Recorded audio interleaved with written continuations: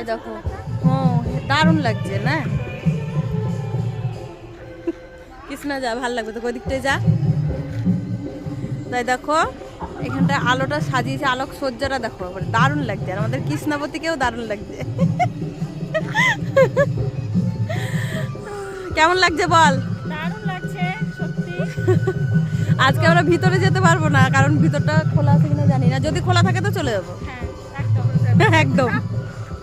দেখো সব অনেক দূর দূর থেকে এসছে পৌষ মেলা বলে।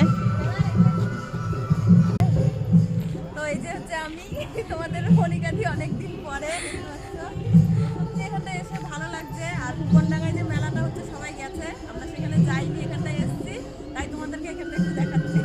আমার তো দারুণ লাগছে, সত্যি দারুণ লাগছে, সত্যি দারুণ লাগছে।